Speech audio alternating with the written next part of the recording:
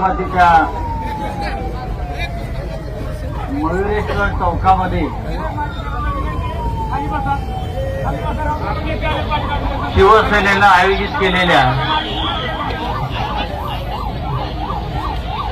रामरक्षा कार्यक्रमासाठी आपण उपस्थित आहात. रामरक्षा म्हणजे समजून घ्या, नुसतं रामरक्षेचं पठण नाही. रामरक्षा म्हणजे रामाची रक्षा, प्रभू श्रीरामाचं रक्षण. सध्याच्या भारतीय जनता पक्षाच्या राजवटीमध्ये अयोध्येत प्रभू श्रीरामाचंच मंदिर लुटण्यात आलं. आपल्याला माहित आहे, श्रीरामाची दानपेटी लुटली, श्रीरामाचे अलंकार लुटले, सीतामाईचे मंगळसूत्र चोरली गेली. ही अयोध्येतली सध्याची गंभीर परिस्थिती भारतीय जनता पक्षाच्या राजवटीत आली. या राम मंदिरासाठी हजारो करसेवकांनी आपलं बलिदान दिलं. आंदोलनात आम्ही सगळे होतो त्याच्यामध्ये. अटका झाल्या, लोक तुरुंगात गेले. तेव्हा हे राम मंदिर अयोध्येमध्ये उभं राहिलं.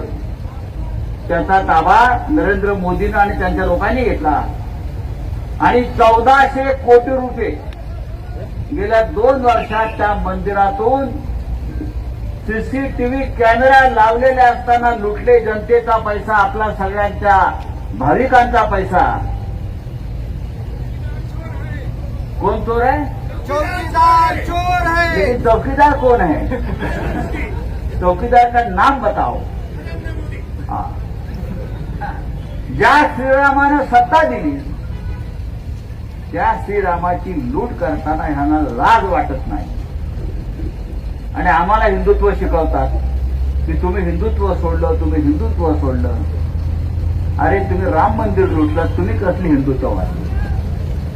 आणि त्याच्यामुळे उद्धव ठाकरे साहेबांनी ठरवलं की महाराष्ट्रातल्या प्रत्येक जिल्ह्यात जाऊन राम रक्षा आंदोलन सुरू करायचं.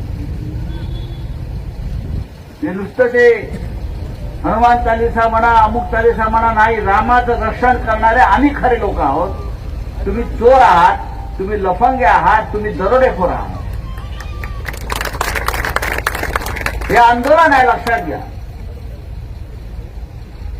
बारामतीमध्ये हे होतं, याला महत्व आहे. बारामतीमध्ये हे होतं, याला महत्व आहे, लक्षात घ्या. खरं म्हणजे आपण बारामतीतल्या इतर नेत्यांनाही बोलवायला पाहिजे होतं. जर तुम्ही आता आहेत ना ते भारतीय जनता पक्षाबरोबर सगळे, तुमचं कर्तव्य आहे आमच्या बरोबर इथे उभं राहणं हिंदुत्व म्हणून, रामाच्या रक्षणासाठी. पण ते येणार नाही, ढोंगी आहेत. ते सगळे ढोंगी हिंदुत्ववादी आहेत. ते येणार नाही. एकेकाळी आपण म्हणायचो कि भगवान को डरना चाहिए, देवाला घाबरायला पाहिजे. आता उलट झालाय, देव यांना घाबरतो. ते चोर आले. अयोध्येतून बहुतेक श्रीराम परत वनवासात जाईल अशा प्रकारची परिस्थिती या भारतीय जनता पक्षाच्या चोरांनी निर्माण केली आहे. मुंबईमध्ये मोठं आंदोलन झालं रामरक्षा. आम्ही नागपूरला गेलो. राष्ट्रीय स्वयंसेवक संघाच्या मुख्य कार्यालयासमोर आम्ही आंदोलन केलं. हजारो लोक तिकडे जमले. पुण्यात, नाशिक आणि आता बारामतीमध्ये आपण करतो. हे थांबता कामा नये. भाजपवाला दिसला की त्याची कॉलर पकडायची आणि त्याला विचारायचं रामाची दानपेटी कोणी लुटली. विचारा भाजपवाल्यांना. सीतामाईचं मंगळसूत्र कोणी चोरलं, तिचे अलंकार कोणी चोरले, उत्तर द्या म्हणावं. अरे मंदिरातली दानपेट्या लुटता तुम्ही. त्या मोदीच्या खात्यामध्ये 10,500 कोटी आहेत. मोदीच्या अकाउंटमध्ये स्वतःच्या पीएम केअर फंड, खाजगी अकाउंट आहे सरकारचं. 10,500 कोटी तरी राम मंदिराची दानपेटी लुटून 1400 कोटी रुपये बाहेर काढले. हे यांचं श्रद्धा, हे यांचं हिंदुत्व. तेव्हा बारामतीकरांनो, जागे व्हा आणि खरा राम कुठे आहे ते शोधा. खरा राम बाळासाहेब ठाकरेंनी उभा केला, अयोध्येत आंदोलन केलं. बाळासाहेब ठाकरे म्हणाले तेव्हा हे पळून गेले भाजपचे लोक. हिंदू हृदय झाल्यावर ना आम्ही नाही तोडलं, आम्ही नाही तोडलं. तेव्हा बाळासाहेब ठाकरे तेव्हा बाळासाहेब ठाकरे म्हणाले, जर ही बाबरी तोडण्यामध्ये जर माझे शिवसैनिक असतील तर मला त्यांचा अभिमान आहे. त्याच्यामुळे आम्हाला अयोध्येतल्या रामाचं रक्षण करण्याचा पूर्ण अधिकार आहे.